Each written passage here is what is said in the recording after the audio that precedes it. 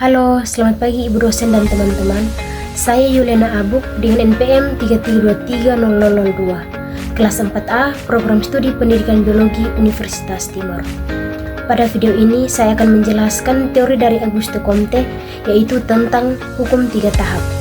Namun sebelumnya, mari kita mengenal siapa itu Auguste Comte. Yang pertama, biografi. Nama lengkap Isidore Marie Auguste François Xavier Comte.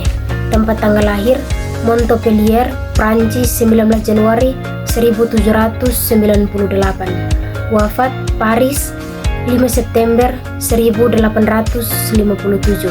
Pendidikan École Polytechnique, tidak lulus formal.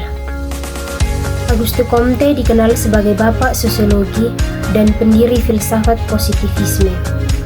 Ia memulai karir sebagai sekretaris filsuf sosial sains dan kemudian mengembangkan pandangannya sendiri tentang bagaimana ilmu pengetahuan dapat digunakan untuk memahami dan memperbaiki masyarakat. Berikut konsep dasar pemikiran.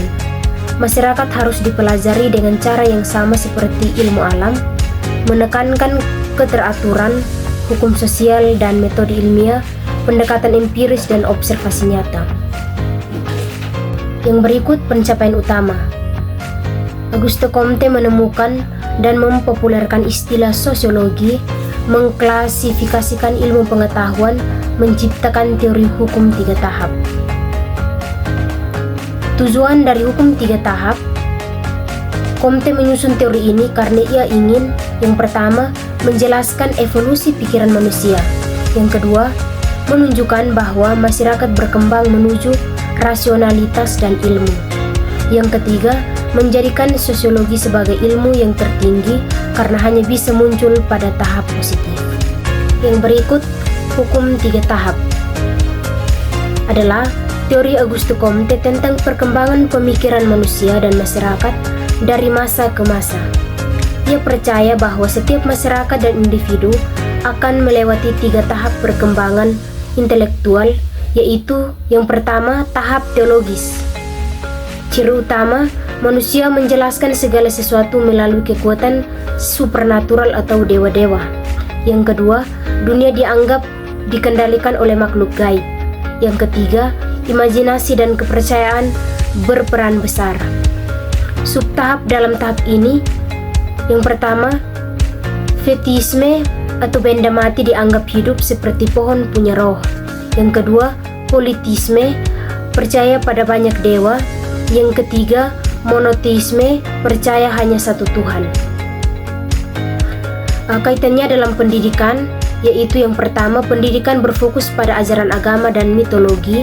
Yang kedua, guru dianggap sebagai wakil dari otoritas ilahi. Yang ketiga, tidak banyak pertanyaan kritis. Siswa menerima pengetahuan sebagai kebenaran absolut. Contoh nyata dalam kehidupan sehari-hari. Dulu, banyak masyarakat mengajarkan bahwa bencana alam terjadi karena murka Tuhan, dan pendidikan mengajarkan hal itu tanpa pendekatan ilmiah. Yang kedua, tahap metafisik. Ciri utama, yang pertama, penjelasan fenomena mulai bergeser ke konsep-konsep abstrak, bukan makhluk gaib. Yang kedua, masih bersifat spekulatif dan filosofis. Yang ketiga, kekuatan alam atau hakikat dari benda menjadi dasar penjelasan. Kaitannya dalam pendidikan, yang pertama, pendidikan mulai menyentuh filsafat dan logika. Yang kedua, pertanyaan kritis mulai dibuka, tetapi belum menggunakan eksperimen atau observasi. Yang ketiga, penjelasan lebih abstrak dan teoritis. Contoh nyata dalam kehidupan sehari-hari, mengajarkan bahwa manusia belajar karena jiwa manusia butuh pencerahan tanpa menyelidiki bagaimana otak memproses informasi secara ilmiah. Yang ketiga, tahap positif. Ciri utama, yang pertama, manusia mulai menjelaskan segala hal berdasarkan ilmu pengetahuan, observasi, dan eksperimen. Yang kedua, hukum alam ditemukan melalui metode ilmiah. Yang ketiga, menolak penjelasan gaib dan spekulatif. Kaitannya dalam pendidikan, yang pertama, pendidikan berbasis pada sains, teknologi, dan metode ilmiah. Yang kedua, siswa diajarkan berpikir kritis menggunakan penelitian dan data. Yang ketiga, kurikulum mencakup ilmu alam, sosial, dan teknologi informasi.